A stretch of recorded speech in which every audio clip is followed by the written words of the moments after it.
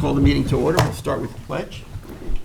Pledge allegiance to the flag of the United States of America and to the republic for which it stands, one nation, under God, indivisible, with liberty and justice for all.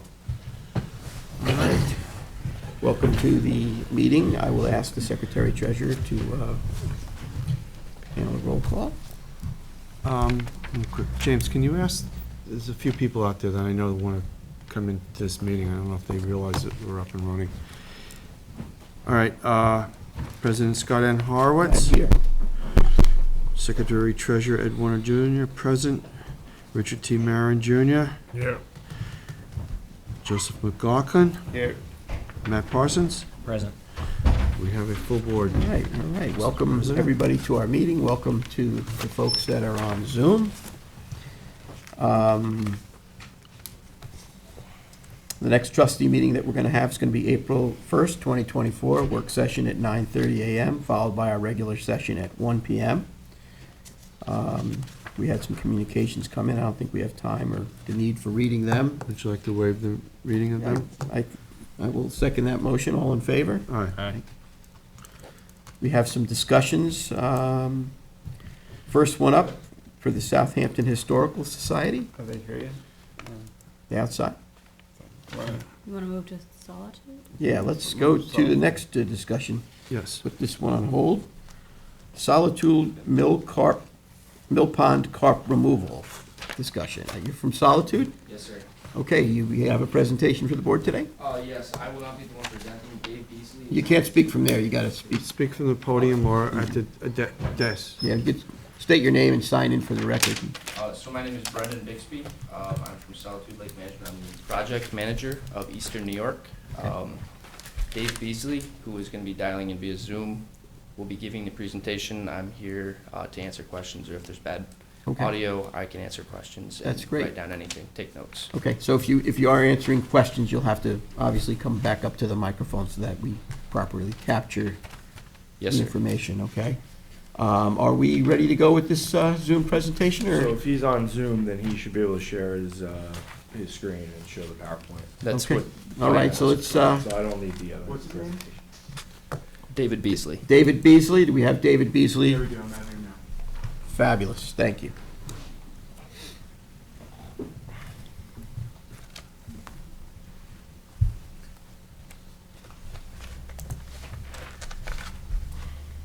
Saw a guy in a boat on the day. Is he setting coming or something? I doubt it. Yeah. He was in for a couple hours.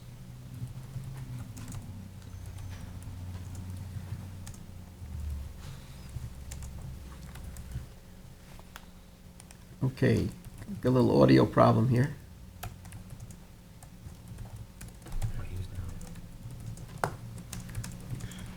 Can we turn the audio up on A the? little more volume here in the boardroom. I have it all the way up. You do. Hello, sir. Okay, now? A little better? All right. Well, I'll just speak up so you can hear me. Does that sound like a good plan? That's Yeah. helpful, thank you. All right. So, chime in if I'm yelling, but I'm speaking loud just so everyone can hear me. So, thank you for giving us the opportunity to talk today about the mill pond and the common carp issue in particular, as well as anything related to the water body. So my name is David Beasley. I'm the Director of Fisheries for Solitude Lake Management, and I'm a certified fisheries professional with the American Fisheries Society. And then we've got Brendan Bixby there in person as well, and he's a certified lake manager. He's going to help us a little bit today, answer any questions as he mentioned. So I am part of a large team of professionals working with Solitude Lake Management. We're a nationwide lake management firm helping stakeholders reach their goals regardless of what they are. In this case, water quality and carp removal. So jumping into slide 2, I don't know if, are you guys able to see the slides on the screen as they are? We don't see you or the slides. We see Yeah, you now, we just but saw you. It shows that it shows my camera here. Let me see if I, I don't know if the host has access to the slide deck. Yeah, press a button here and see if this can pull it up. Well, I can continue for time's sake, but does the host have the presentation where they can put it up on the screen? We have a PDF, but we don't have the PowerPoint presentation. We just have a PDF. Yeah, it should be a PDF of the PowerPoint, so it should act similar. Are you able to put that on the screen? Yes, I can. Okay, we got it. Okay, perfect. So we're going to slide 2. There's only 5 slides. So slide 2, we are we're talking about the main issues here with Mill Pond, and basically, to sum it up briefly, elevated nutrient levels in presenting themselves in the form of poor water quality and algae blooms, and then common carp. So those are really the 2 main focuses. And if we switch over to slide 3 now, the proper approach to addressing the issues that the lake faces is using a data-driven adaptive management approach.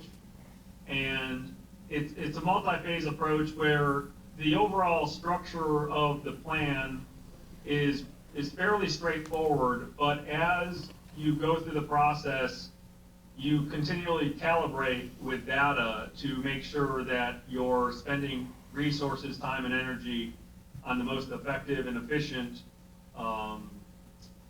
most effective and efficiently to accomplish your goals, and also measure your goals, right? So any of these goals you guys have should be measurable, and you guys should know at any moment in time how well you are along your journey or process to accomplishing the overall objective. And so with this approach, first things first, you have to know the extent of the problem. And so in this case, there's a bunch of water quality data that is historical but provides a great deal of information, as well as there's some fish surveys or electrofishing studies that have been done, as well as some carp harvest efforts that will all fuel and feed into calibrating and assigning the right objectives and goals for a year. And so first things first, you need to assess the carp and fish community again and tag an individual carp, somewhere between 300 and 500 carp in particular. You tag those fish with a microchip ID card similar to a cat or dog would have.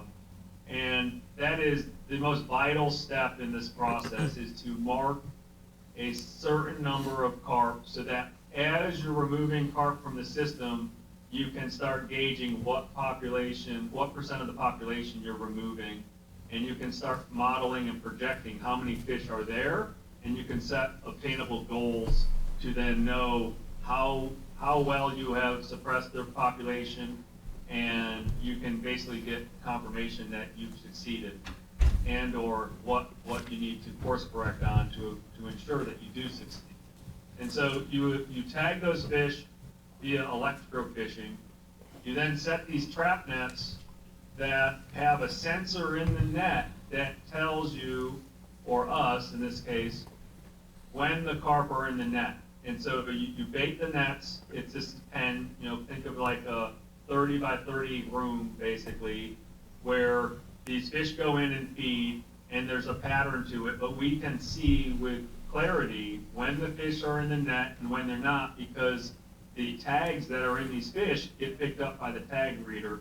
And then strategically, you trigger the net to go off, the walls of the room come up all at the same time, and the fish are trapped. And then we remove them from the system, and you just rinse and repeat that process. And in that process of harvesting the carp, though, we can determine which ones were tagged and which ones weren't, and you start creating a data set that you can utilize to drive efficiencies as well as confidence in your solution. So those are the 2 main steps of removing carp. And then and I would say that's a bit reactive, right? So we're solving a problem that exists, but you want long-term success. You're not looking for short-term success. At least in general, that's most of the time the objective is create some sort of long-term sustainable native fish population with good water quality. And so part of the process will be to restore the native fish community.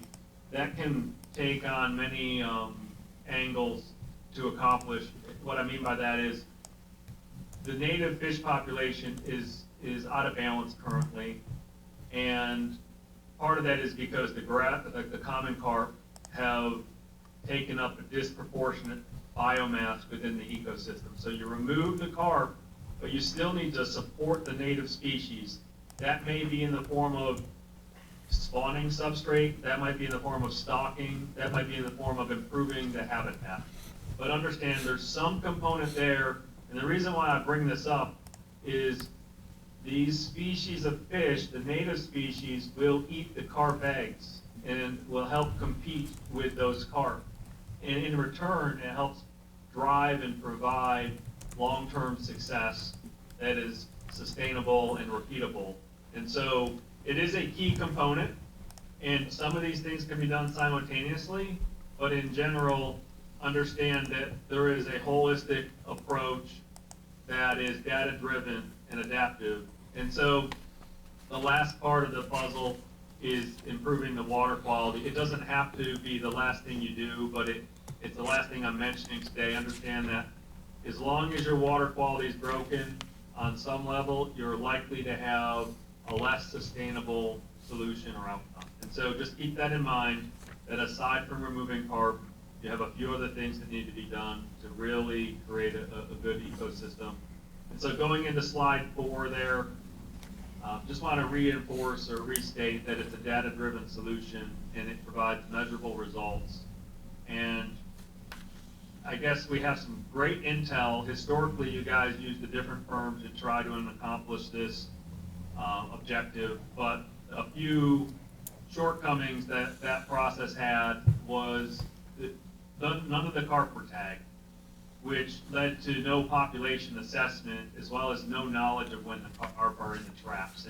And without those key details, it's very hard to succeed. And so I would just say the project was set up for failure historically. The good part about having completed that is the data collected is still very relevant and can be used to drive success now. But understand, tagging the fish is vital, and having this intel, I kind of describe it a little bit as a surveillance state. The more we understand about these fish, you can see where they are and when they are where we need them to be, the more likely we will succeed. So that said, we'll go to the last slide, open it up for questions or anything else on your mind. And obviously, Bixby's there to answer any questions you have after I sign off. I apologize I couldn't be there. I'm on the road. It happens to be a very busy time of year for us, so I appreciate you guys letting me do this virtually. That's fine. Thank you very much for making the time as well. Gentlemen, do you have any questions? Could you just go a little bit more into detail for the board? Not just, I mean, we spoke, Eddie and I had a really good conversation with these guys and kind of went a lot more in depth than this presentation about, as far as like the importance of the bluegill. You know, we mentioned the fact that there is going to be a fish ladder that is in the foreseeable future. But I think more importantly to the fact is the, you know, the amendment that is not yet approved by the DEC, but we have to make a very stern statement that, you know, that carp are not actually the problem. That, you know, they're just making the pure, you know, point pollution problem a lot worse. And the steps that you foresee in the future to actually combat the problem of the phosphorus and nitrogen, which is causing the algae blooms. Correct. Yeah, let me talk to those points here briefly and then kind of steer me a little further if necessary. But so starting with the fish, and then we'll end up with the nutrients here. Although to your point, the nutrients are the actual problem. Everything else in general is a symptom of the problem. And so going with the fish species in particular, these native species, so you can classify them as sunfish, in particular, bluegill, and and similar species. There's, say, a half dozen of them, pumpkin seed, long-eared sunfish. There's different species. So they are nest raiders by, just naturally they feed on eggs of other fish. And they're pickers, so they just go around eating whatever opportunistically that they can. And so these species that can seek out and consume fish eggs, in particular the carp eggs, are beneficial. And they'll also eat small fish, small fry. And so having almost an imbalance with a surplus of those species to the point where they're hungry, right? So when you have a low number of fish in a lake, there tends to be an abundant amount of food, and they kind of get fat and lazy, so to speak. Where if they're overpopulated, these sunfish in particular, they kind of go on a hunger mission where they're seeking out as much food as possible where they can. And we want to artificially create that state for a few years, if possible, to help in this process of turning the corner. So you've got bait fish that help suppress the carp recruitment, right, the reproduction of these common carp.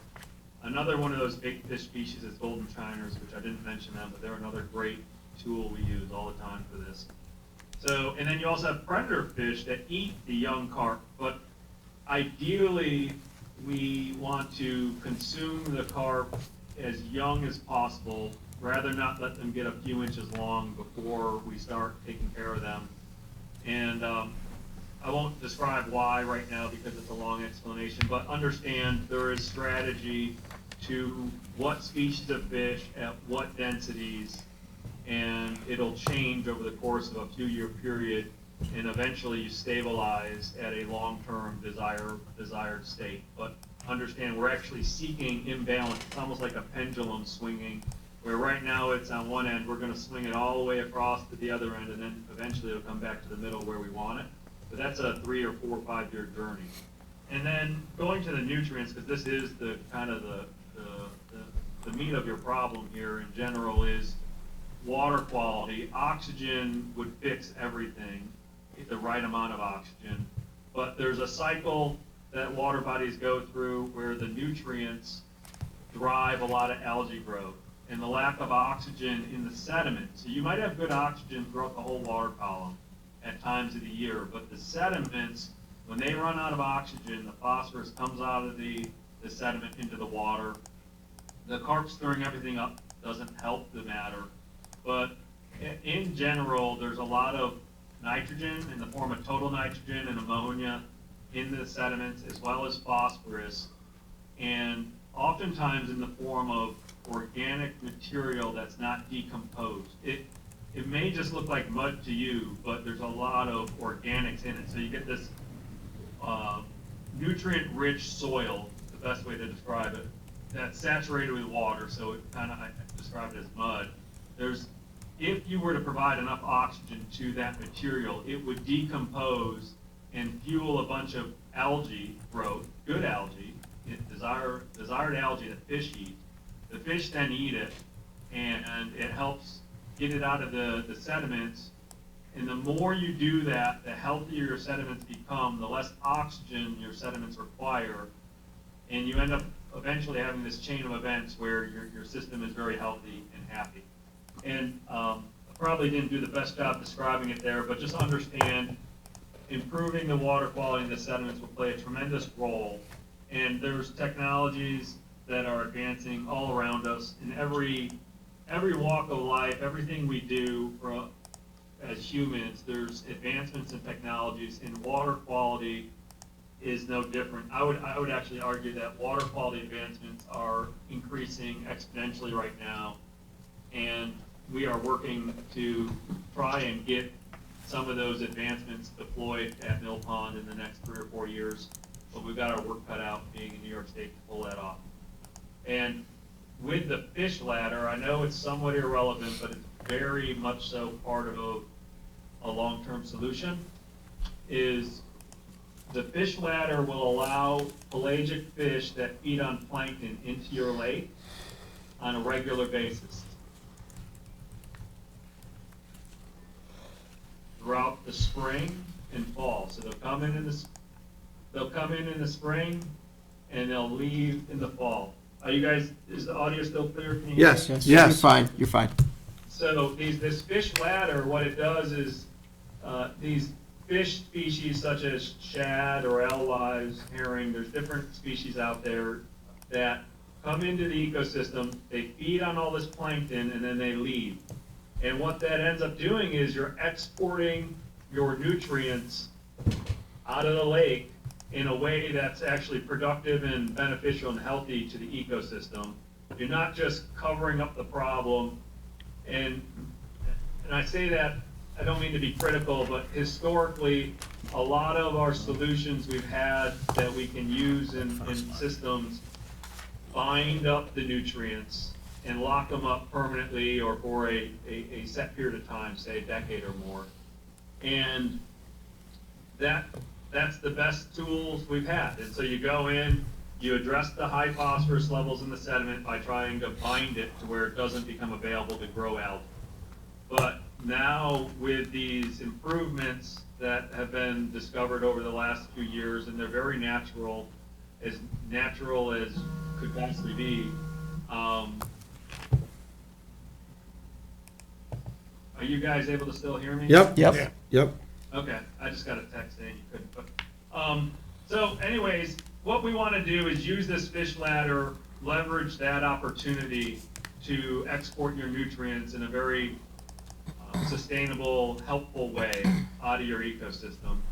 That's going to come in time, but step one, get rid of as many carp as possible, start restoring the ecosystem to a more native state. And then step two, start addressing your water chemistry and sediment health. And the water is a byproduct. The unhealthy water or healthy water is a byproduct of your sediment. So I don't want to imply and draw too many specific assumptions or, I guess, facts with your water, but understand that most of the problems you're seeing in your water are really tied to the sediments that are in the lake. And the last thing I want to say on that before we open it back up is total nitrogen is incredibly important in this process, and we are on the verge of the first solutions that I've ever been aware of that truly address nitrogen and sediment. We've always focused on phosphorus because that's the only solutions we've had, and these advancements will play a role in that. So understand we're not quite there yet in New York, but that fish ladder, I would do your best to get that, in place over the coming years. I think it will play a big role in the health of the ecosystem. And there will be some modifications possibly. The one thing I'd mention, and I guess we'll mention it here, but behind the scenes we'll talk more in depth, but we just want to avoid carp swimming into the system if possible with that ladder. Although, we have to talk to the folks who are designing it and building it to make sure we have that optionality. Okay. Anything else, gentlemen? So it sounds like, good Yeah, holistic. so we're trying to be more of, rather than just cherry picking little ideas, like just come up with a baseline plan that we stick with. Right, big holistic plan. The last, and I know that Mill Pond at one time had the most freshwater clams in a water body in New York State. Have you utilized any of that for restoration and mitigation of algae blooms? Like, because there are some in there. It's been years since I've walked the edges to see how many freshwater clams are actually in. But is that a practice that's utilized? It is utilized regularly, but it would be done more on a native / ecological level. It's possible the clam population and mussel population could be seeded to try to promote it, but I would view that as if you build it, they will come type of a mentality. The more you improve water quality in the form of oxygen being present along the bottom, the higher probability that species like that can exist. A lot of the ecological imbalance does come from periods of the year when there's just no oxygen in parts of the lake. And all lakes are plagued with this. It's a good generalization to make. More information and time needs to be spent on analyzing the absolute best solution, but yes, to your point, those species are filter feeders.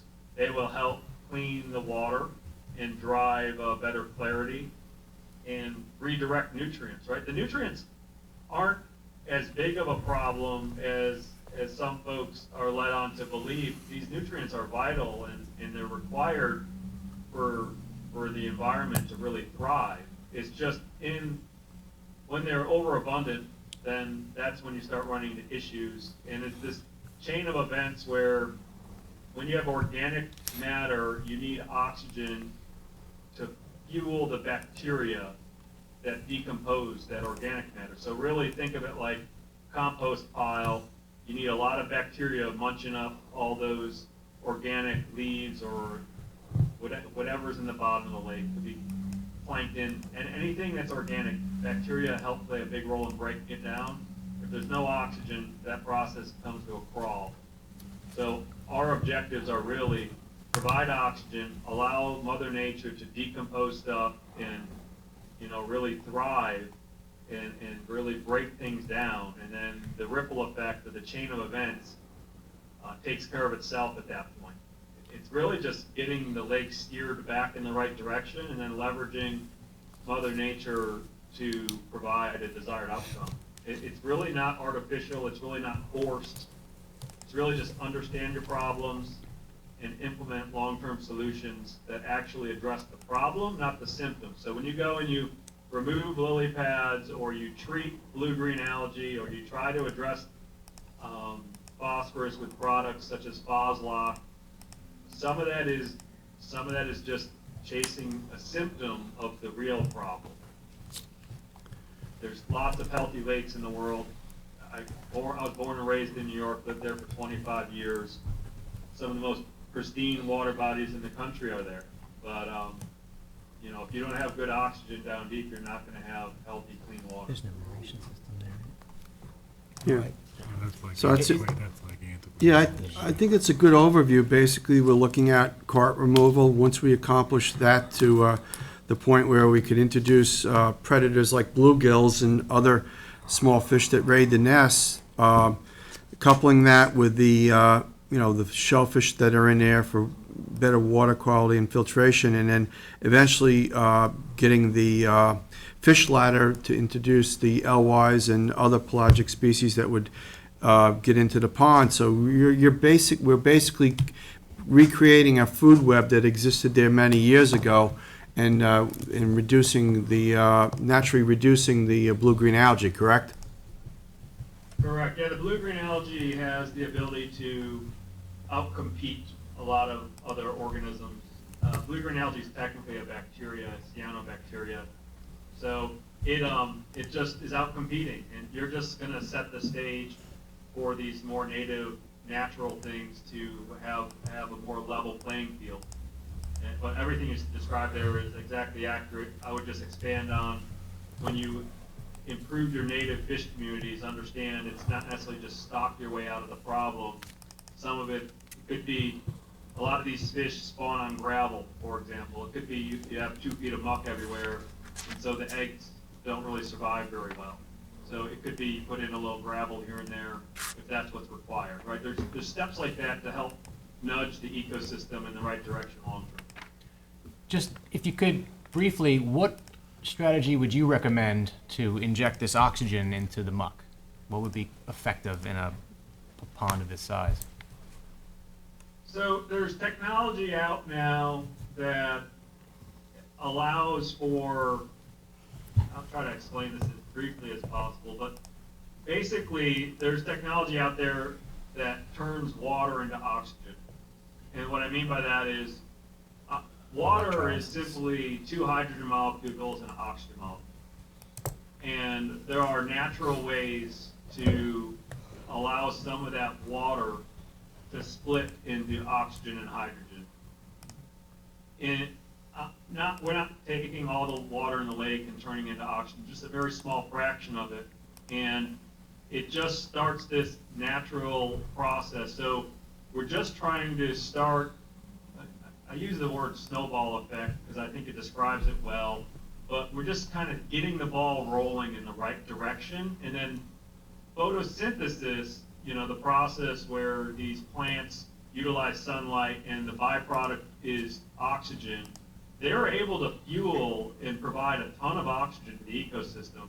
We just need to get them up over this hump. And so there's a product out there, and there's a few products coming to market now, but one in particular is superior to the others, that it will provide oxygen to the water. And I'm not talking adding atmospheric oxygen. So you could aerate, you can just try to mix the lake, but that's not going to provide deep oxygenation to the sediments that are 12 inches below the water sediment interface. You really want to get oxygen down deep. And so there's a product out there, though, that just uses a mineral that kind of drives this oxygenation, really oxygen radicals in particular.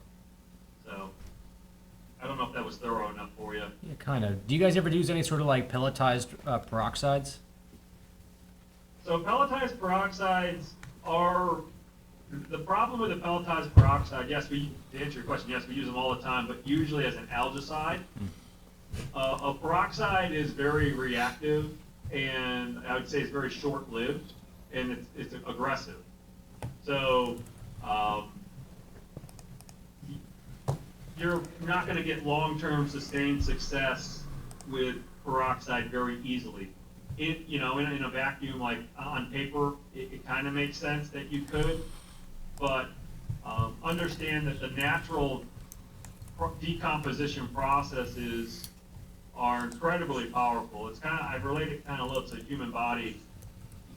The human body's unbelievably amazing. Like, the more you sit down and think about it, it's incredible that you can just cut yourself and it just heals itself back up. And it's whatever it is, you can sew on a new arm, whatever, but your body can regrow nerves and different other things. It's just incredible. And the lake is no different. We just need to get the lake healthy enough to where the microbial activity and the invertebrates and the aquatic life can kind of get things back into focus. And peroxide-based things tend to kill everything. They kill the good and the bad on some level. I guess they are selective on some level, but they're also not selective enough. So what you want is the oxygen without the mortality of organisms.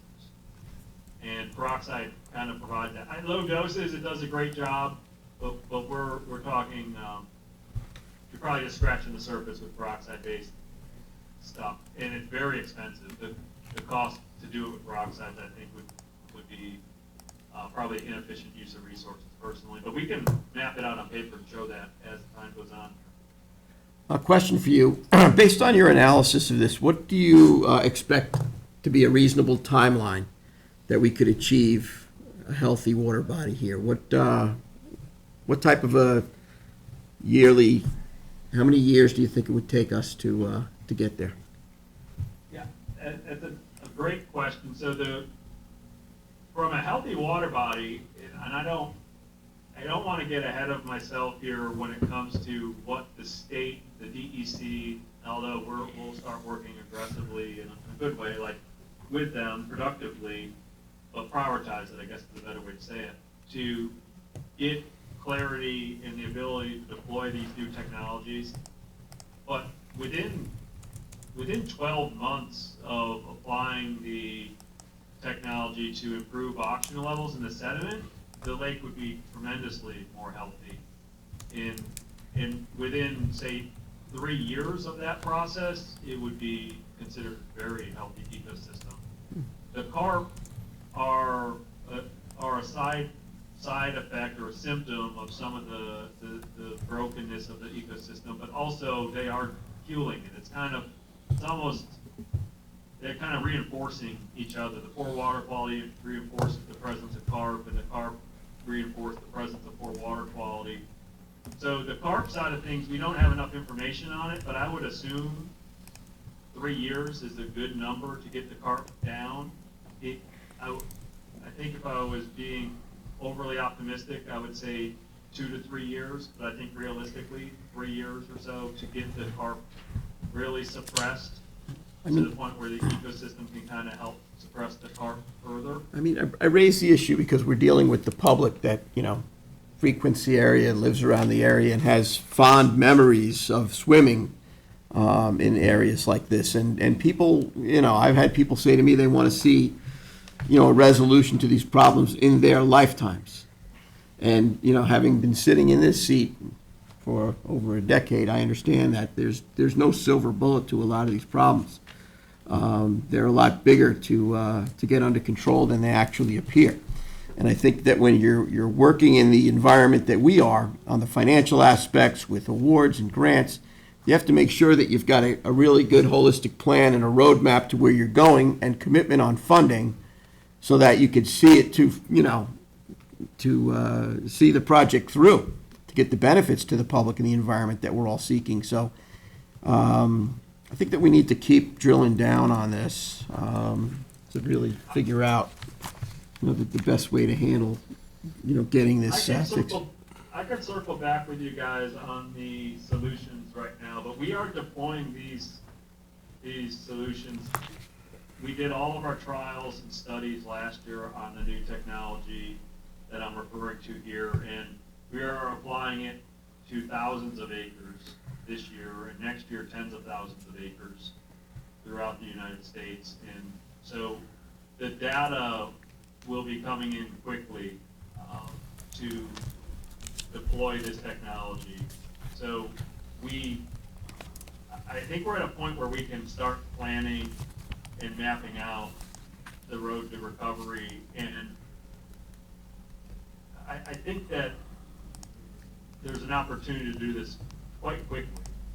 It just comes down to the DEC in particular giving us the green light to do it quickly.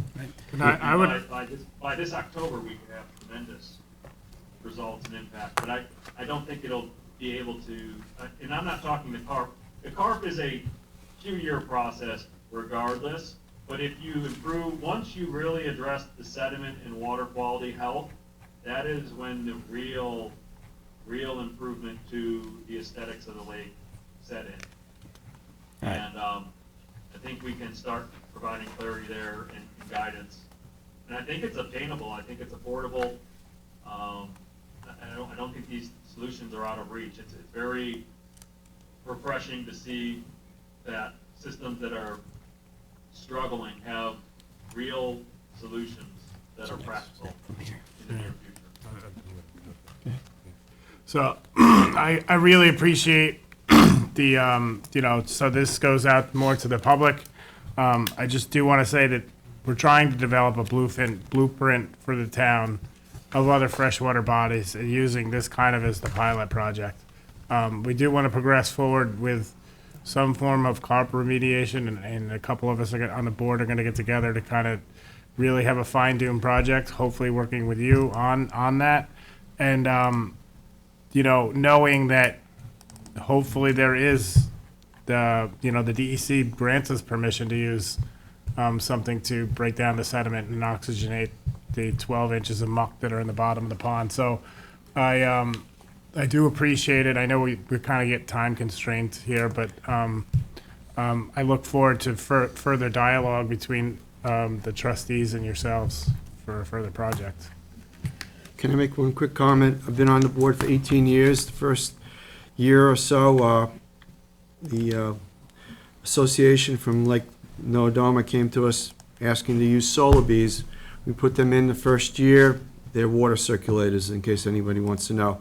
The second year, we redeployed them in. The water level was much lower. Basically, they sucked up all the nutrients and became a broadcast spreader throughout the pond for all the nutrients. That year, we had a terrible fish kill.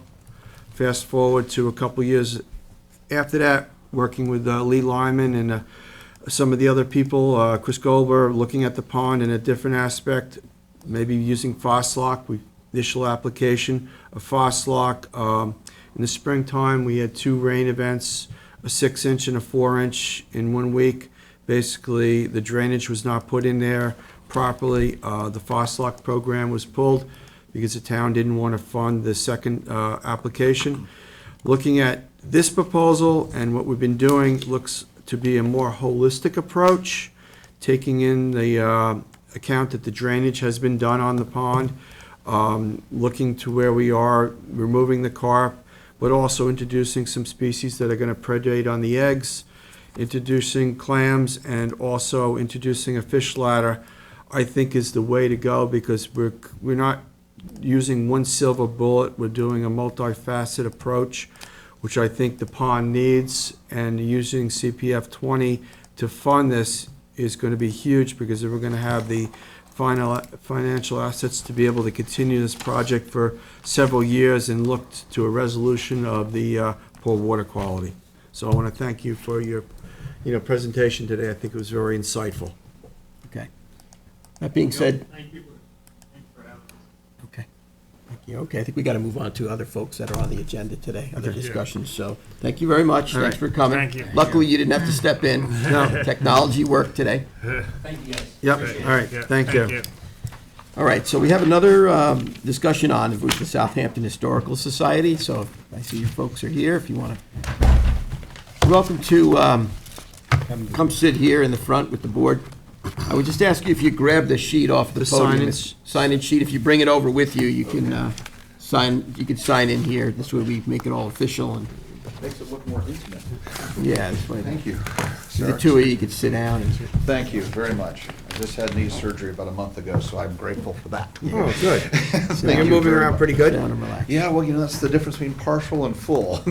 So, just to introduce myself, I'm Father Patrick Edwards. I'm the president of the Board of Trustees for the Southampton History Museum, and I'm joined here today with our very new executive director, Sarah Kautz, who's helping us to sort of raise up some professionalism and take care of some things that have been long-standing in our organization. And in particular for us, and we were remarking as we sat down with you all here, that the Conscience Point Rock is something that's even on the seal of the town of Southampton. And some years ago, we became the custodians, if you will. I like to think of it as being the stewards of that property. And we've had a long-standing arrangement and a long-standing partnership with the town for not only maintaining and caring for that area, a very historic one as we begin to approach the 400th anniversary of that landing. And we're beginning to plan a lot of activities and things we want to do to really improve upon and make that a focal point for that anniversary and for our town. But also because as we brought her on board, we began to see certain organizations and agreements we had lapsed. And as we began to examine them, we wanted to be very intentional in how we handle these things, to make sure we're good stewards, but also very, very good partners. I've used that boat ramp down there. I'm conscious of all the things that go along there and how important it is to our community. Many of my parishioners at St. John's, where I'm a priest, is very active in utilizing that. And we want to do everything we can to ensure the quality of it, the safety, its maintenance. We're doing a lot environmentally right now. We've got a project underway to be able to redesign and landscape that area to make it more obvious what it is. Many people going down that way, even using the docks there at the marina, don't know of the historic significance of that land, even though we have a wonderful trail down there that we want to better and improve upon, but also so that people will feel as if it's something that's a real centerpiece for the town and for the museum. We want to make it a flagship for us. We claim it as one of our properties when we speak about the museum downtown at the Rogers Mansion, and also the Halsey House, which is the oldest wood frame building in New York State. And we also do things with the Pelletreau House here on Main Street here in Southampton. But what we wanted to do is introduce ourselves formally and to kind of just put ourselves forward as we begin to negotiate what has become a lapsed agreement between the town and the museum for the use, maintenance, and care of that property, especially the boat ramp area and the docking areas and the moorings that I know you all are very conscious of, and it's very important. We've had an opportunity to talk to people like Bill Pell that's given us a real education on the sort of commercial element that goes on there and how the boats can be using that, forgive me, I'm forgetting, was not a bulwark, what would we call that? The bulkhead? Bulkhead. Pier. It was a B. I did, but the bulkhead and how that's used but also the moorings that are out inside that area just north of Conscious Point and things like that. So we're getting educated, and hopefully we're working this thing through with you all, that what we do will be something that will be a good, solid relationship. And with bringing Sarah on board, it's a chance for us to reestablish that good partnership with you guys, so we all know not only what we're doing, but what we're doing together. That's great. Glad you came in. Thank you. Sarah, would you add anything? Yeah, it's been, I think, educational for all of us. One thing, to go back and look at the history of the property, so just to kind of give a little background, it was purchased by the museum from the Reeves, so the old name is Reeves Landing, and the Reeves family are the ones that provided the acquisition. So that was done in 1910. And that's over 100 years that the museum has been the owners, and really, as Father Patrick said, the stewards of that site. So it was the first property the museum acquired. So as an organization, it was founded in 1898. Very familiar with the properties in the village, but those are actually not the first property. The first property is Conscience Point, and you can see why. It's on the seal of the town. It's incredibly, incredibly important. So as we approach the 400th anniversary, I think the significance of the site will start to come back into focus for all of us in the town and the village and our organization. So this is sort of, just the beginning of a conversation to make sure that we can do the best we can for the next 100 years, and just make sure everything's in place and as best as we can make it in the partnership we have with the town, which extends all the way back. I was looking at the trustees' records going back into the 50s, and there was a relationship with the town trustees to make sure there was access to the waterfront there. And of course, that access has evolved since the 50s greatly. And the water quality, we were just hearing about the carp and the water quality, of course, a massive concern at North Sea Harbor and at Conscience Point. So we want to make sure, moving forward as we plan ahead, that everything we need is in this agreement, to make sure that also the public can access that site, but do it safely, and do it in the most sensitive way possible. So it's great to. Well, that's what we hear. I mean, Yes. you touched on basically the mission of the trustees, about providing public access and, retaining the heritage of our community and of our township, and we predate, everything around here.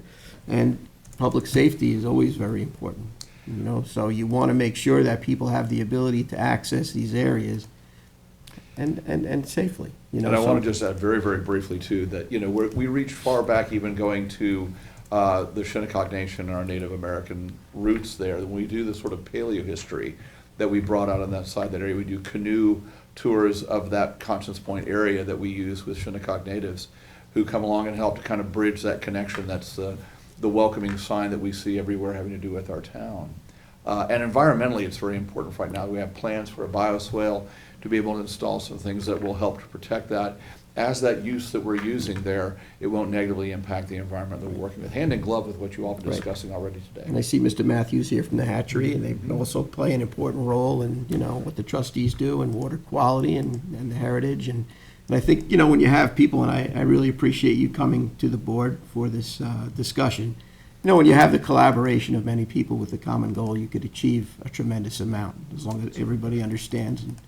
And that's, you can get it done. So I appreciate you.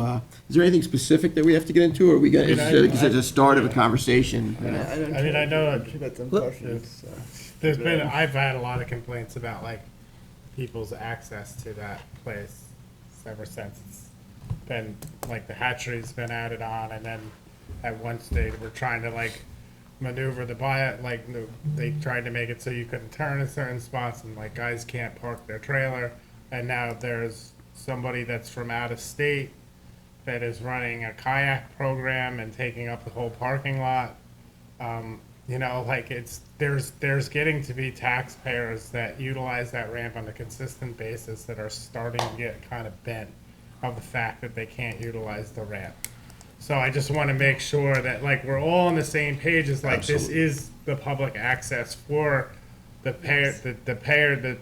freeholders of the town of Southampton, first off, and then we can incorporate all these other great ideas as far as a hatchery, and as long as it doesn't impede the access to the water and somebody to be able to turn around and park their boat trailer, like, that's what the Board of Trustees is here for, is access and egress. And let me say just very briefly, we've communicated this very much, and by the way, thank you, Trustee Joe, for being so helpful for us with, but in communications, getting this dialogue beginning. But one of the things I want to say is we want to establish understandings. I hesitate to say building good fences, but that's a good way to look at it, to make sure we all understand, so that as we begin to expand out into those other things, we know that we're not encroaching upon understandings and agreements and expectations, both from the town and the museum. So this is, again, before we even talk to other things and other people, and you mentioned the shellfish hatchery, we want to first make sure that this relationship and understanding is secure before we begin to expand out the scope of our conversation, to make sure any other agreements or any other conversations that may happen will in any way interfere with what I think is obviously the preeminent one between the town and its uses. And we're not the town, let's just make that very. Well, you know what I Yeah, mean. we're- I mean, no, We also are the have an trustees, agreement yeah. with the town. There's a big I'm difference. sorry, but, It you is know, a difference. It yeah, is- I understand. it's a I different- pardon a my- different complex set of issues, you know, but ours Yes. is making sure that somebody can back down there Sure. and safely back in their boat and safely bring the boat back ashore Mhm. and park it and not have to like dance over hoops or like tell somebody to move, or, you know, like that's our primary purpose. Understood. And I just wanted to, so this has been a learning experience for many, many people, because, and maybe it's just because it hasn't come up in decades, really. The sort of time periods that we're dealing with this property and the uses have changed so much, but just to be clear, Conscience Point is privately owned by the museum. It's a 501c3 not-for-profit, has been since 1910. That means everything north of that fence, we also own that access road, so that driveway is driveway access out to the point, and then all the way out to the point. We have two agreements with the town. One is with the trustees, of course, to provide access to the boat ramp, and to whatever extent that bulkhead sort of secures that ramp area to make it safe to come in and out. My understanding is the trustees did install that boat ramp, pave it over, and it's been kind of redone over the years. Also the bulkhead, of course, and it's been a, you know, great productive relationship. But that driveway and that, you know, all of that thing to get to that point is our property, which of course we're a history museum. So our mission is history, culture, not so much recreational uses, maritime uses. So we're really depending on you guys to help us make sure that we have what we need there. And of course, bringing the public in 2024 means something very different than in 1924. There's much, much more intensive uses, commercial uses. It's sort of gotten beyond our capacity as a local history museum to, you know, really manage that at the level it needs to be managed, to make sure these things remain accessible in a safe way, in an appropriate way, that people are following the code there. And we want that to continue, but we really need your help, Yes. also the town's help. Because we have a separate agreement, just to quickly explain it, we have a separate agreement with the town board to provide access to the point. That's that walk out to the point where the monument is. Settlers Rock. Settlers Rock, yes. And so that's two separate agreements, which makes it extra interesting, but exciting because there's a lot of opportunities to work together and make this work for everyone. Well, it's got to be, you know, complementary, you know, the whole thing. Yeah, I really want to touch on the maritime heritage and history down there. You know, you say it's different. It really isn't much different than it was when you purchased it. It was basically an access point for the commercial fishermen, the hunters, and all the freeholders and taxpayers of the town. And here it is, 115 years later, it's the same piece of property with the same uses. Might be a little bit more during the summer season, but I wouldn't venture to say that it wasn't used in the 60s and 70s, probably even more by the commercial fishermen that were harvesting bay scallops out of the Peconic Bays. I mean, there were times that you couldn't even get a parking spot for a trailer. You get down here an hour and a half before opening day of scallop season, you park halfway down the road, you know. So, you know, it's always been a very highly used area, and it's a unique area. We work with Mark Matthews, the Conscience Point oyster people, installing their oyster upweller and their, you know, floating upweller. And that all started with the Eagle Scout project that, when I was first on the board, came to us to do an Eagle Scout project, and he had to raise money, and then he raised money and he put shellfish in there. And Trustee Pell got elected, and he gave him an upweller. So all of a sudden, the little venture that we historically have done, because Peconic Bay was probably one of the biggest oyster producing bays in New York State back in the 1800s and 1900s. So we are coming for full circle in what we do. And, promoting good access to that inlet, for the community, for the boaters, for everybody, it's really important to us. And working with you guys, educating the public, I think, you're a history museum, maybe having a little kiosk down there, something, what the history of what this place was and where it's evolved to would be really helpful for the public and for the people that come out here for the summer for vacations. So, I'm all for what, you guys are doing down there. Hugely important. That is a lost part of our heritage out here. We think about the potato farms, but to know about our maritime history is profoundly important. Profoundly important. We got the yes. Tupper Boathouse there, which I worked so Absolutely, hard yes. with, so many people down there to, regenerate that. And it's just sitting there. It's a good place for raccoons to hang out. That's about it. So far. Yeah, well. So far. Well, the It's good. Reismans and everybody that were down there, I mean, you've had total support of myself and this whole board for that whole project. Yes. So not only is it the Settlers Rock and, the launching ramp, but it's the whole LY drain that runs up to the Big Fresh. There's a lot of things going on in that little body of water. Yes, which is why we can't do it without you, which is why we're here to have this conversation today, and to make sure we're doing it holistically. Right. That it's not just us in our slot there, because we do know that we're part of this bigger picture.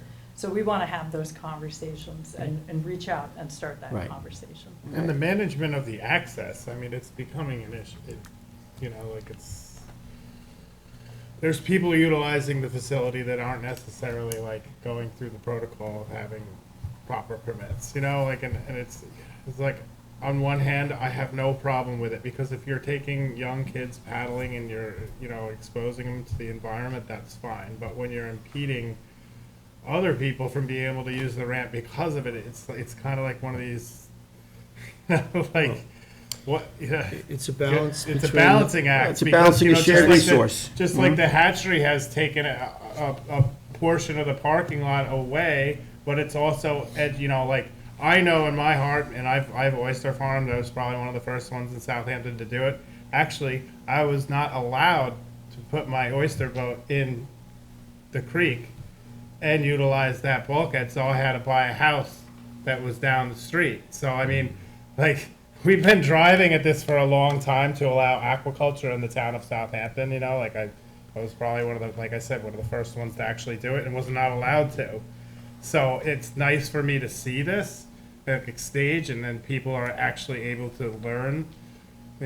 It's not really an efficient system. Growing oysters in a hatchery is not really an efficient system in comparative to what Mother Nature can do if you massage her correctly.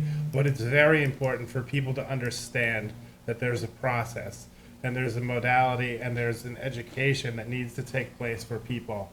So that's why I think but it's also impeding people's use of the ramp. So like you say, it's a give and take, and it is all important. But and I like that you like a dialogue. I think that's very important. There are so many stakeholders involved in this, going all the way from, preservation to, everything that we're mentioning, including recreation and commercial use, and then preserving the historic element of it. And, we mentioned 1640.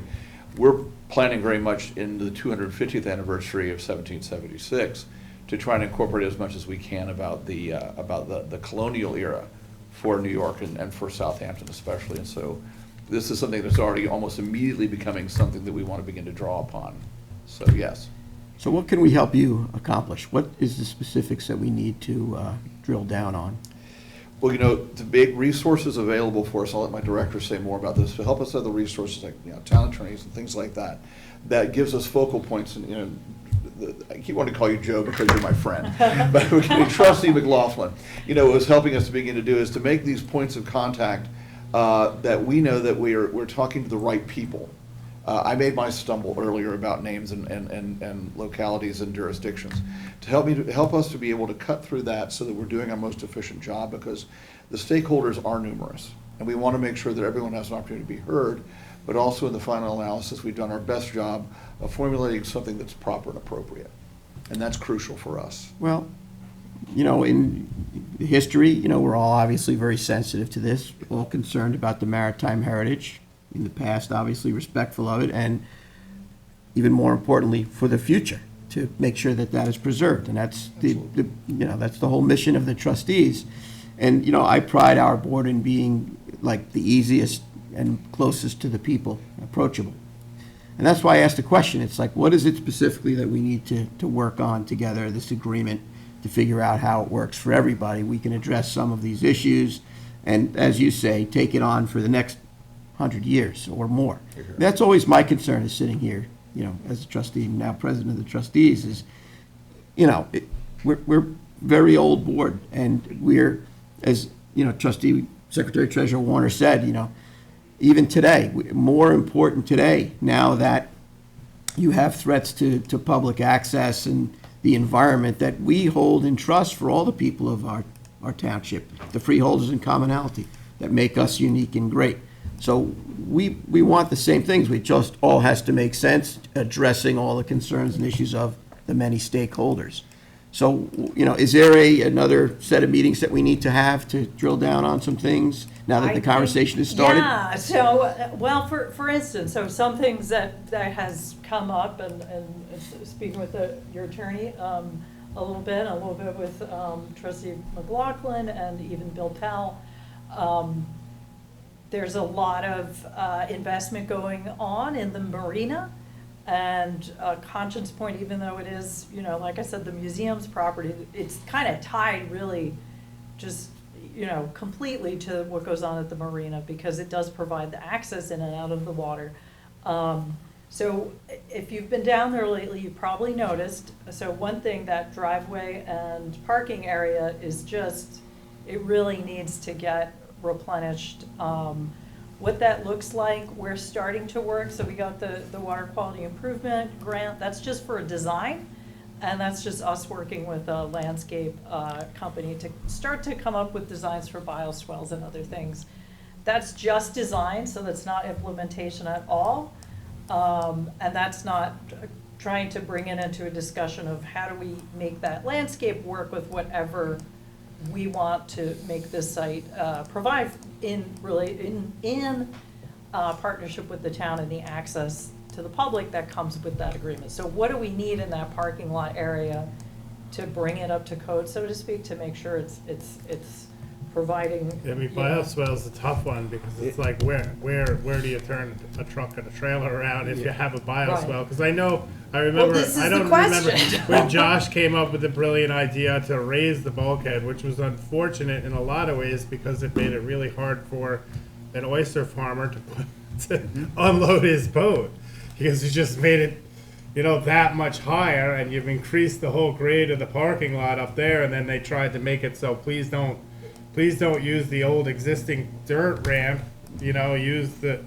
because we're trying to build a for want of a better word, not much of a bioswale, basically a puddle, Yes. I understand, but it's like you're kind of trying to put a lot of things in a small area. You want a bioswale, and you want an oyster hatchery, and then you want a launching ramp, and then you want, kayak people coming down here. You really kind of, you're going to have to kind of make some decisions of exactly what you want this place to be. And that's an important question for us to be able to arrive at, I think, almost first. And that's why we're coming to you guys in this particular environment, is because to understand the scope, we said there's numerous stakeholders. What is the scope of our stakeholders? Because we have to begin to make compromises and decisions on what can and cannot be done in that relatively limited space. Right. We started going down. I think we're leading to a whole new set of meetings. I think so. But just one question, is that property, so the Conscience Point Marina and are they both the No, the one's the town. one's the town and one's the historical? Where that Yes, fence is at the south end of the parking lot? Yeah. That's town. I'm just wondering if there's any way, and honestly, this is a town question, if they could utilize some of the storage that's in that kind of Parks the Department Parks storage. Department storage Yeah. for some of this oyster gear so we can free up some space, because it's been hitched over, and then another guy comes in, and then we have a boat there that's abandoned there, and if we could start to utilize a little bit, because I was an oyster farmer. I know how obtrusive and how much that stuff can take over your yard. I'm first to understand how much that, especially in the off season. But in the same breath, it's kind of like, okay, guys, I know you're trying to do a good thing, but you're gonna have to outsource this stuff to another area, especially when it all comes in. When there's not, because as you take oysters out of the system, then that, so that would be, I think that would help a lot of issues, and then it would gain a little bit more parking, and then we could kind of, but that's just my 2 cents. Series of meetings. Well, one thing you really Make have to myself understand is this whole area, any project you do, you have to take in accommodation that it floods terribly. So if you put a bioswale there, it is what it is for a reason. It's a dirt, no asphalt, it permeates. You get a bad northeaster, it floods, the rack lines at the fence, the marine maintenance guys go down and take care of it. We have our marine maintenance guys go down there with their bobcat, smooth it out. And it's simple. And sometimes, it's not the most beautiful looking, but sometimes it's functional.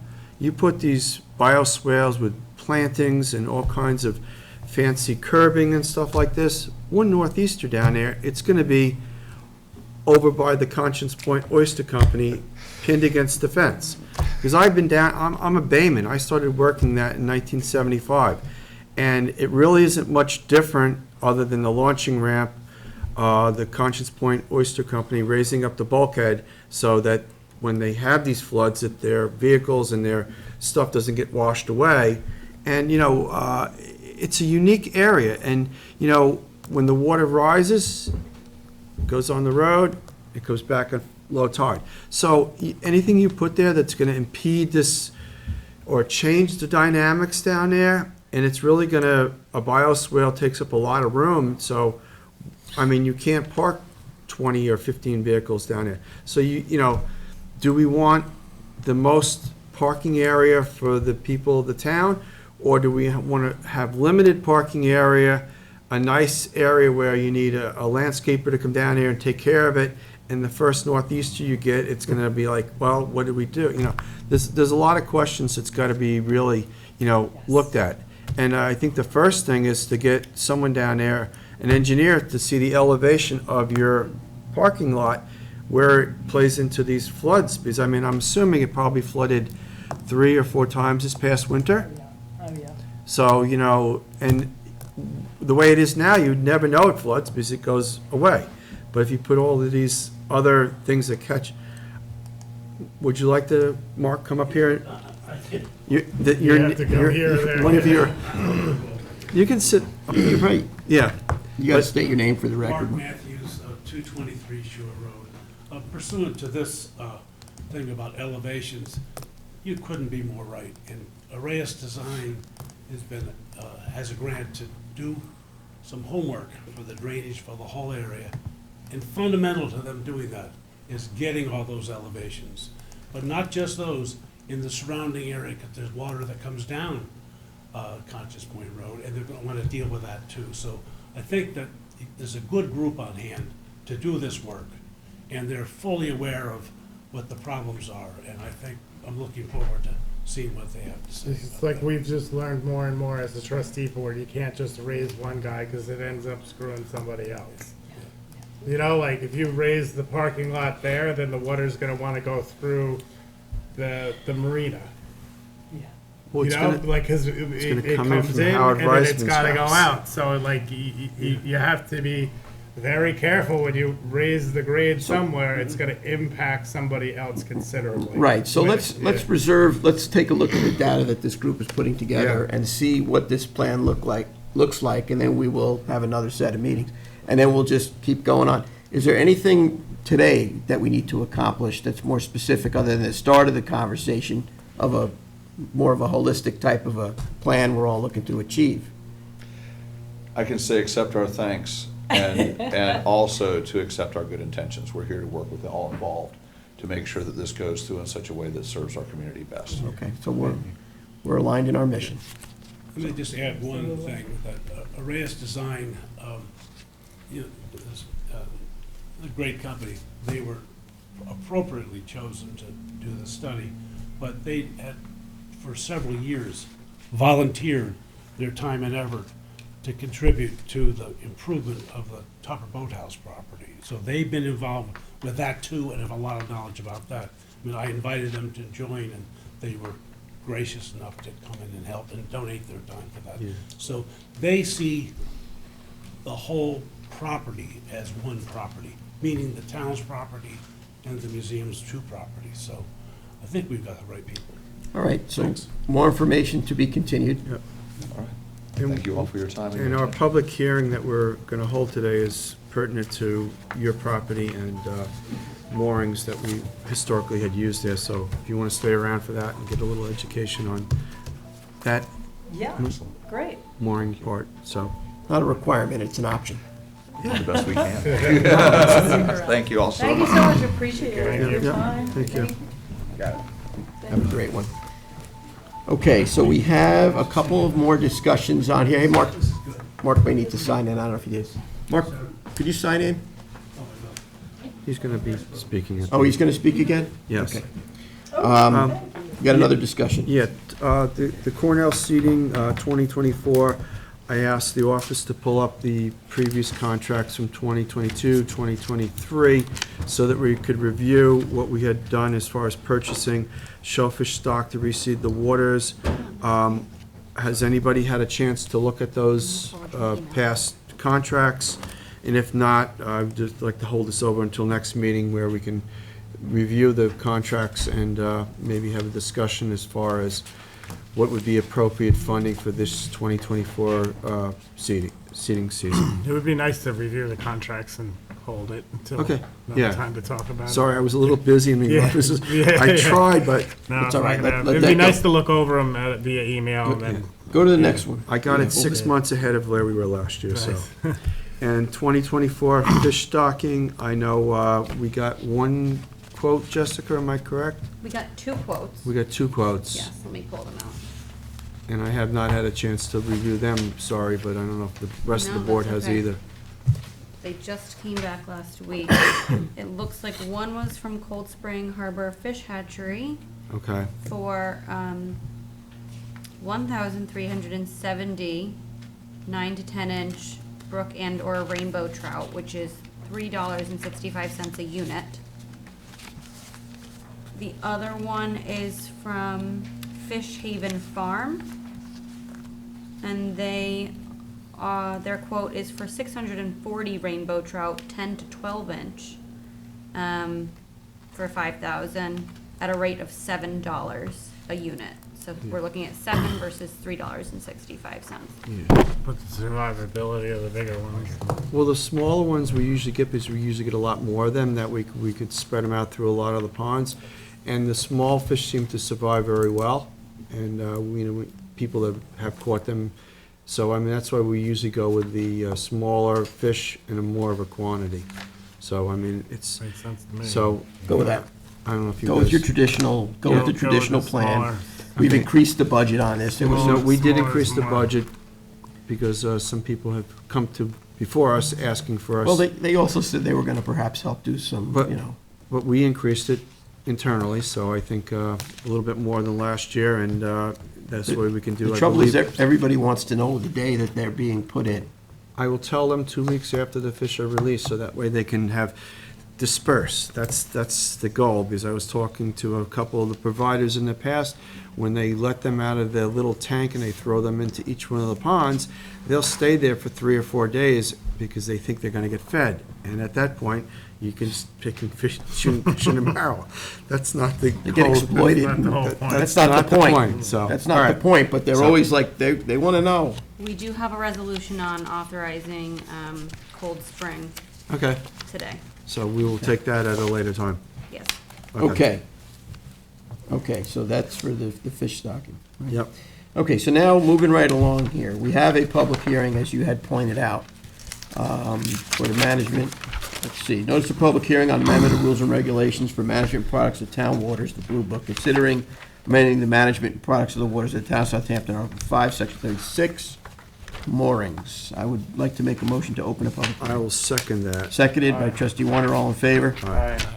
Okay, who is speaking on this today? We do not have special counsel here. You wanted to table it, so. No, I think, is there anybody from the public that would like to address the mooring, the proposed amendment to, well, it's not really amendment, it's just a addition to the, You would like to speak, Mark? Sure. Again, Mark Andrews, 223 Shore Road, Southampton. I talked with Ed and Bill about the possibility of getting some mooring stakes or moorings out for dinghies and small boats to the north of the sand kayak launching area, where historically there have been such stakes moorings for dinghies and small boats to go out in the harbor. And it seems like something that's missing, and it would give access to more people who anchor the boats in the harbor. And I thought it'd be a great thing to do. Otherwise, I mean, how do they get out there? They just drag their dinghy up on shore and leave it against the fence, which just adds to the clutter, it takes up space. So Ed liked the idea and kind of ran with it, and I was grateful. So. yeah, I mean, we already, You know, I also spoke last week, right? at the meeting? We did. Yeah. Joe and I reviewed this at the North CCAC meeting last Tuesday, which was great. Who's gonna be responsible for maintaining the moorings and/or the breakaways and/or the snap poles and/or? There's two approaches to this as I see it. One is to put a 6x6 out in the water with an overhead line going to a 4x4 post on the shore. Or I discussed at length with Barley Dunn, who runs the East Hampton Shellfish Hatchery, is an experienced boat person. The way they do it in East Hampton is they put a 30-pound Danforth with a mooring ball out there and run a line to shore. I think that's probably the better way of doing it. But that way, the owner of the mooring, mooring stake, would be specifically told where he has to set his Danforth of a certain size, 30 or 50 pounds, and that would be that. yeah, I mean, this is something that we've utilized in Mill Creek, Noyak Creek, and Woolly Pond. It's giving access to the community without bringing a truck and a trailer down there. You can ride your bicycle down there, hop in your boat, and basically go out to your, you know, with a dinghy, or if it's a small boat, to your vessel. Yeah, I know that one of the questions that was posed to me is the size of the maximum size of the vessel.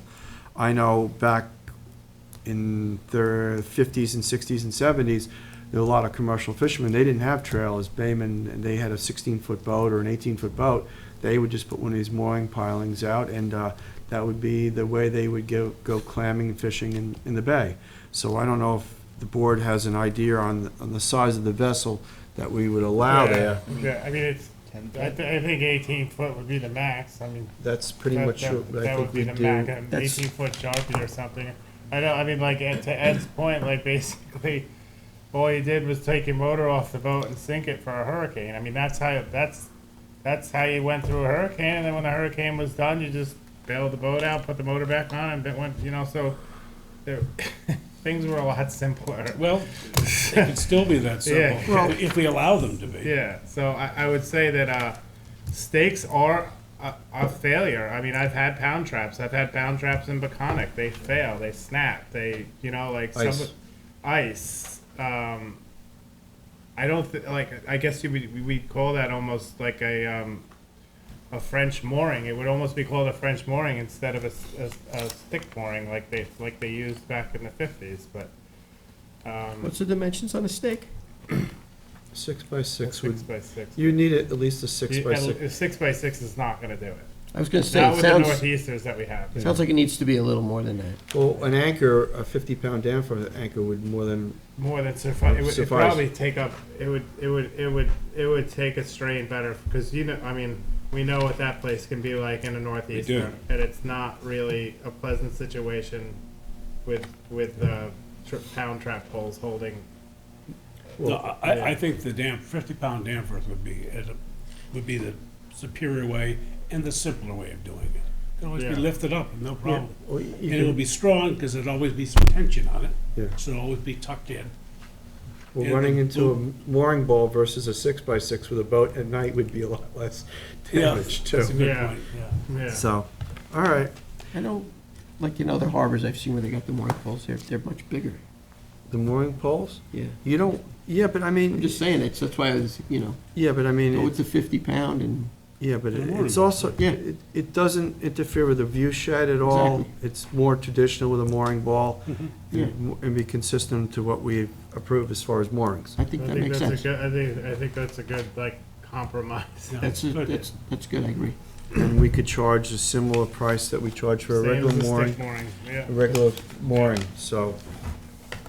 People And- would thank you for it, frankly. Well, we're also gonna get rid of 6 trailers, so there'll be more room for other people to park there. Well, and like abandoned dinghies, like you say, that are Oh. all over the There parking were lot. 3 or 4 yeah. last summer, Yeah. all summer long.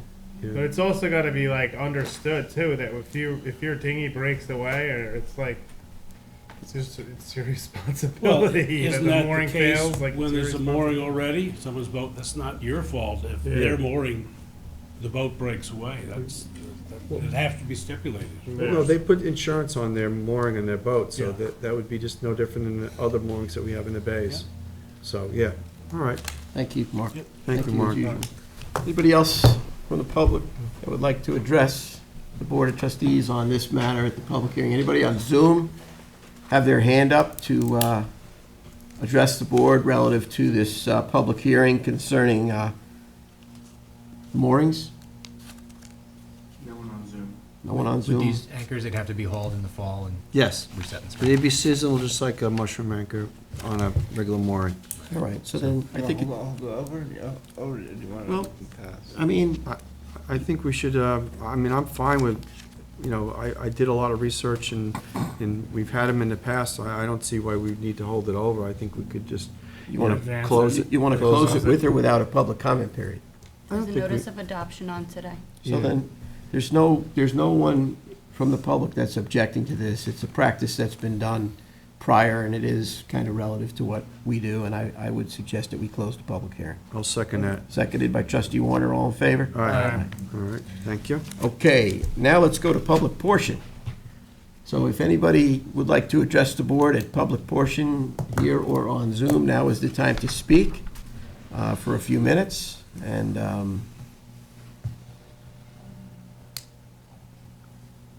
if not, then we'll move right on to our applications. Anybody on Zoom? Okay, I thank you very much. Let's move right along. We'll close public portion, move right along to the application for permits. Board of Trustees hereby waive a public hearing on the following applications because it has been determined that the following projects do not raise a significant degree of public interest or public input is not needed to aid in the decision-making process. Trustee Warner. All right, trustee resolution 2024-67. It's a renewal of application, the second one of 361 Beach Road LLC, 361 Beach Road, Hampton Bay, Suffolk County Tax Map 900-364-1-3, body of water, Shinnecock Bay East. We've approved this, and this is the second time it's coming up for a reapproval. I recommend its approval. I need a second. Second. Seconded, trustee McLaughlin. All in favor? Alright. Trustees resolution 2024-68, application to GR Dune Realty Holdings LLC, 187 Dune Road, Bridgehampton, CTM 900-259-01-24.5.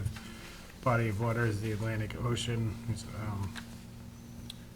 This is just I believe this is a application for a dune restoration. recommend its approval. Yeah. All right, I'll second it. Seconded by trustee Warner, all in favor? Aye. This is trustee resolution 2024-69, general permit trustee. This is the application of Northampton Colony Yacht Club, 14 Noack Bay Ave, Noack, New York, SCTM number 900-4-3-23.1-15, body of water in Mill Creek. This is a pretty important project to stabilize the entrance over there, so I would ask for. I'll second it. Seconded by trustee Warner, all in favor? Aye. Okay, application of Eva Shea Family Trust, 285 Surfside Drive, Bridgehampton, New York. Body of water is the Atlantic Ocean. This is the item we spoke about earlier, trying to get the dune restoration over by Sag Pond done before the plover season. Ask for a second. Second on it. And just for information, that is resolution 2024-70. Was seconded by trustee Warner, all in favor? Aye. All right, my turn. We got trustee resolution 2024-71, renewal, the third renewal of a permit for Fisher Organization LLC at 326 Royal Avenue in Flanders. Yeah, this is an extension. Renewal, can I get I recommend the approval of this one? I'll second it. Seconded the third renewal application by trustee Warner, all in favor? Aye. This is trustee resolution 2024-72, application of Southampton Town at 4 Beaver Dam Creek in West Hampton. I recommend the approval for this permit. Seconded by trustee McLaughlin, all in favor? Aye. Trustee resolution 2024-73, application at 187 Evergreen Road in Flanders.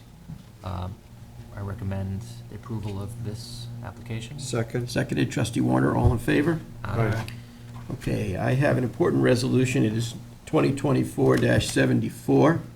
This was for the withdrawal of a notice of claim filed on the town of Southampton and a rescinding of resolution 2024 TRUS-65. I'm going to read it because it's an important resolution. Whereas the trustees passed a resolution 2024-TRUS-65 authorizing the commencement of a litigation against the town of Southampton, and whereas a meeting of the parties has resolved the issue, making the necessity to litigate this question satisfied, whereas the town of Southampton has passed a resolution reversing the changes made in their 2024 operating budget, now therefore be it resolved. Before we vote, I would just like to thank the town board and the supervisor for having a meeting of the minds and taking a wrong and making it a right. I believe that's what's in the best interest of the people of the town of Southampton. They did a great job. My hat's off to the supervisor for working hard. My hat's off to our liaison, Councilman Pell, for working hard, and my hat's off to the town board for recognizing that this wrong needed to be righted, and I'm very appreciative, and I'm looking forward to continuing to work collaboratively with the town board in serving the people of the town of Southampton as best as this board can for public access to the environment and any other preservation of maritime heritage or any other issue that comes before us, and I'd like to make the motion to... I'll second it. Seconded by trustee McLaughlin, all in favor? Aye. All right, thank you, gentlemen. Okay, this one has nobody on here, but it's trustee resolution 2024-75 under central purchasing and contracts compliance, and authorizes purchase of construction equipment and/or dredging services from H&L Contracting LLC and Laser Industries, Inc., using the Suffolk County contract.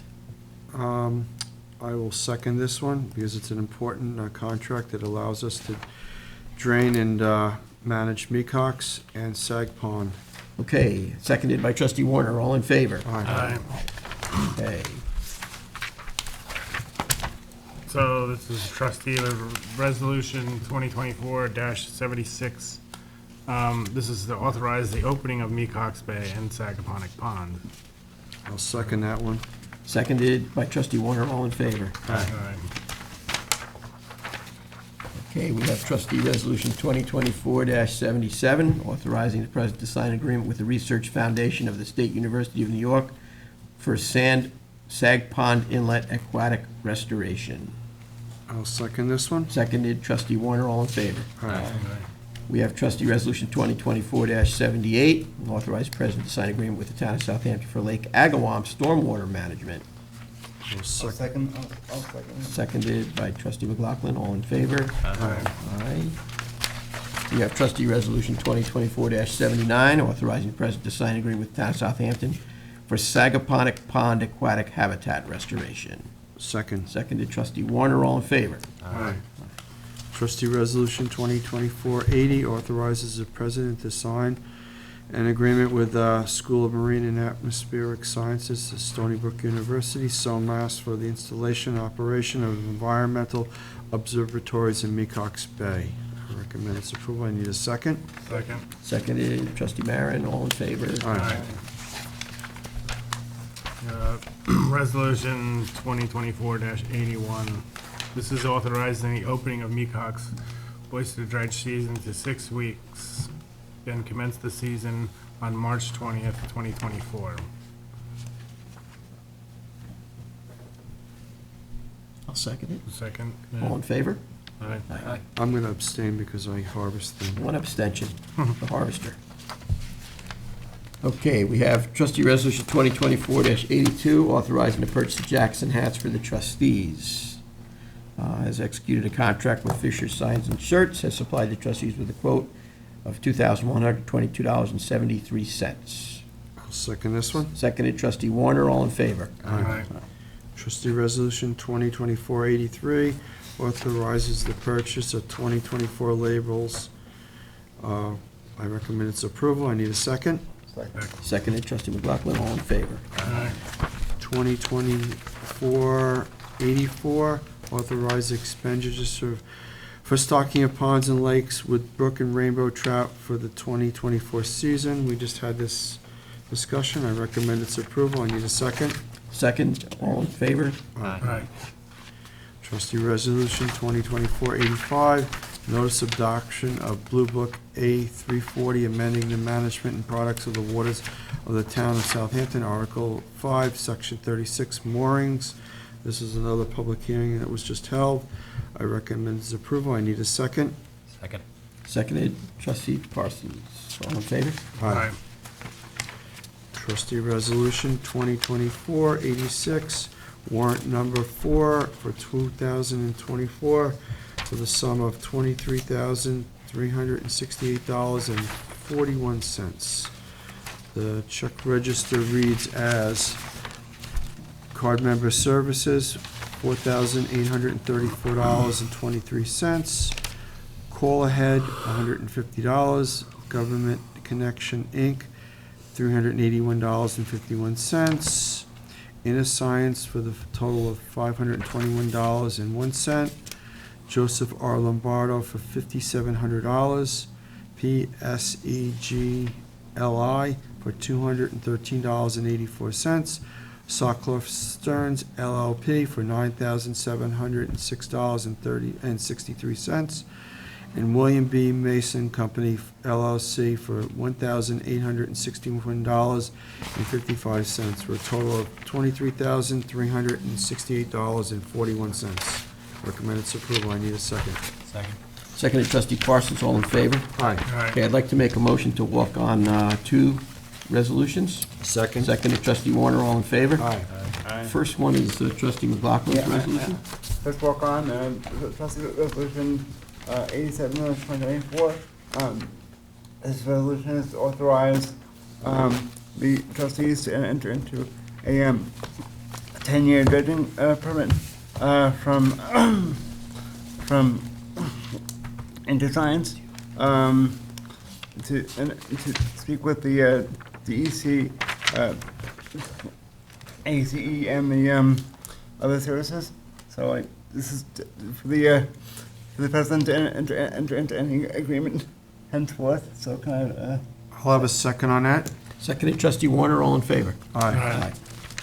Walk on number 2, recall and amend trustee resolution 2023 TRUS 213, whereas the Town of Southampton Trustees Resolution 2023 TRUS 213 adopted July 17th, 2023 authorizes the payment of InterScience for modification of dredging permit for Far Pond 2023, and whereas the amount of the payment to InterScience was listed as $5,000, now for it be resolved that the resolution for 2023-213 shall be recalled and amended to list the correct amount of $5,600, and therefore it be resolved further that the all other content, the trustee resolution 2023 TRUS 213 shall remain the same. I need a second on that. Seconded, trustee McLaughlin, all in favor? Aye. Thank you.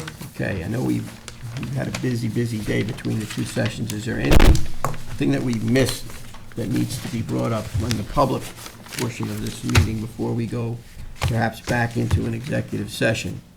I just wanted to add, I just was reading over quickly, there's a 14-foot limit on these moorings, like, that's written into it already.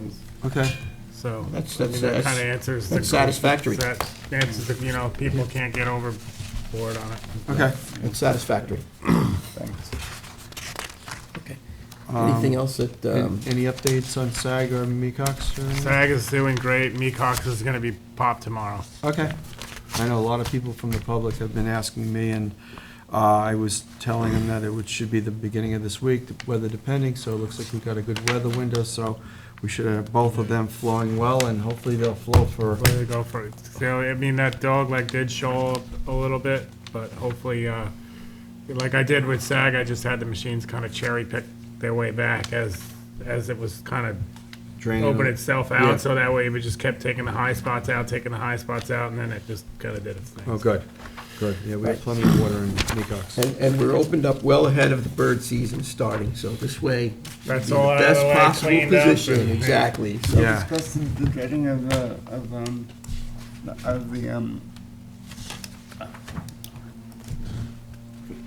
do it next time. It's fine. What is it? It's with the Bill Mac with the Channel Pond. Channel Pond? yeah. Yeah, we're working on that, just to delineate these.